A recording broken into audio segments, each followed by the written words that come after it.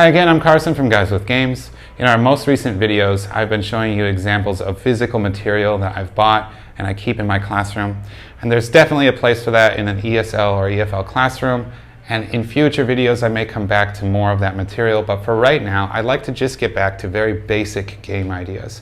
Basic in the sense that A, it would be very easy for teachers to get their hands on. B, it involves very minimal preparation. And C, if it contains some kind of prop, it's something that's universally available, like a dice or a ball or a deck of cards.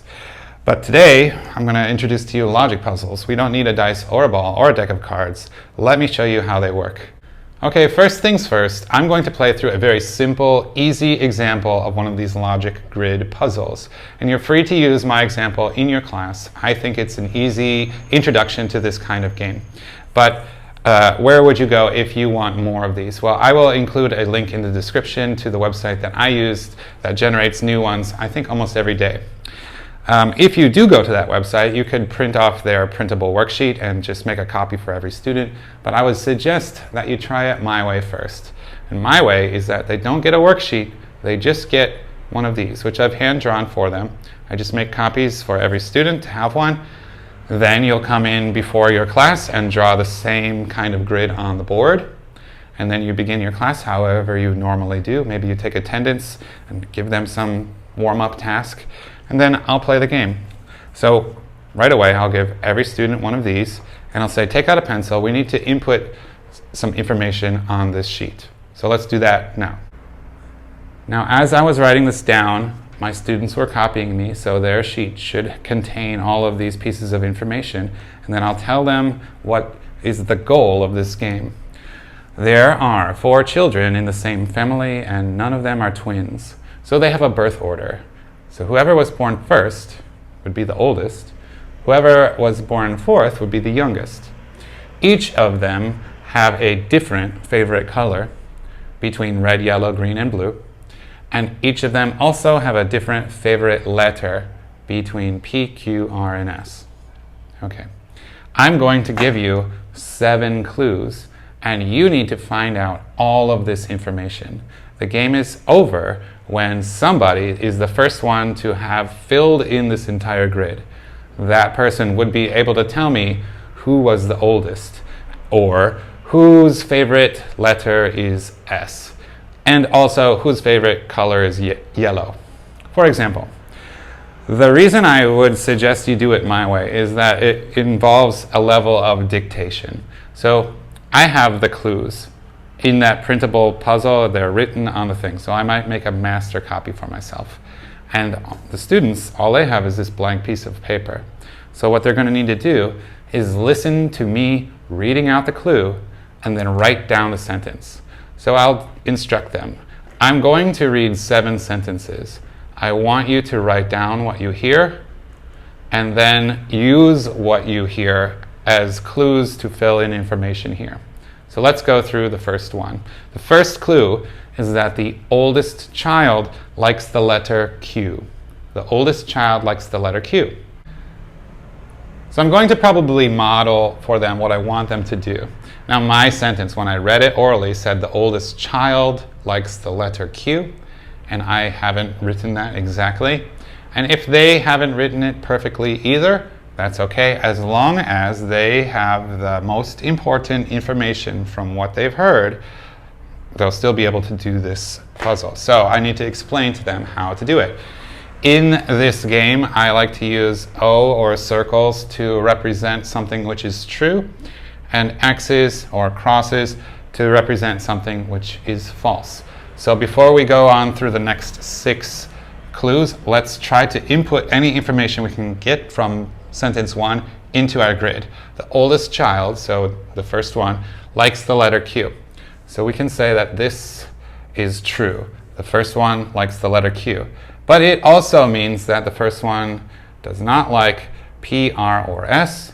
And because they're all different, the second one, the third one, and the fourth one, they like something else, not Q. Let's hear the second sentence. The second sentence says the youngest one likes the color green. Okay, we're back, and I've abbreviated this sentence even further to say the youngest one likes the color green.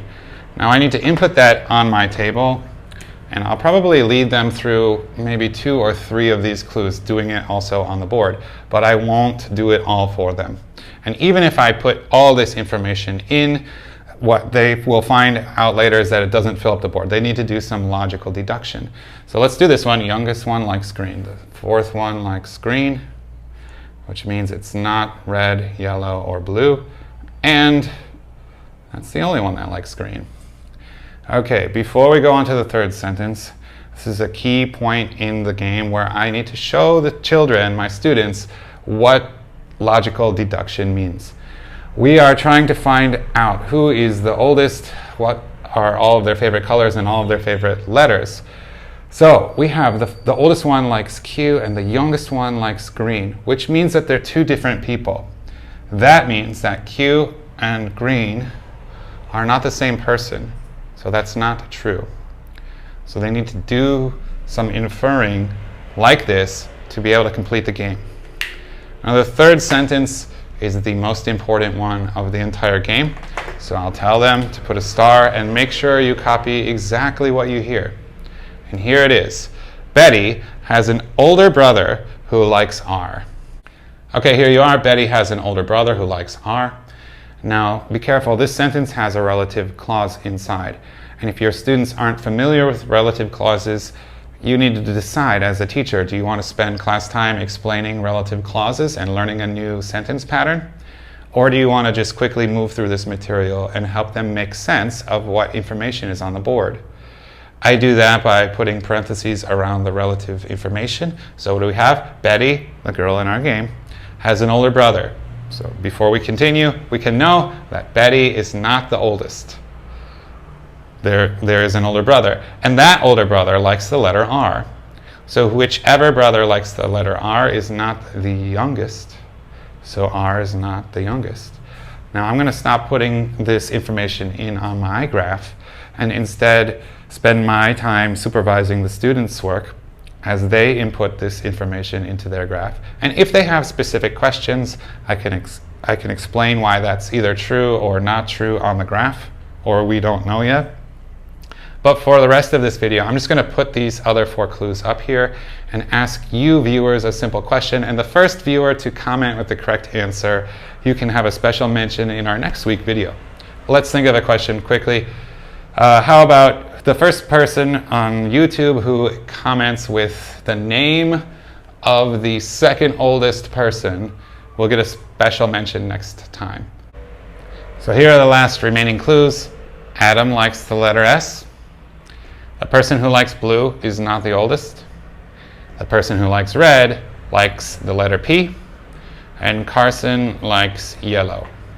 So you can work this out on your own. You could take it into class, or again, you could go to the link in the description to find your own. But again, the first person to mention the answer to my question, once again, who is the 2nd oldest child? I will give you a special mention next week. Anyway, that's how you play logic puzzles. Thanks again for watching, and we'll see you next week. Bye-bye.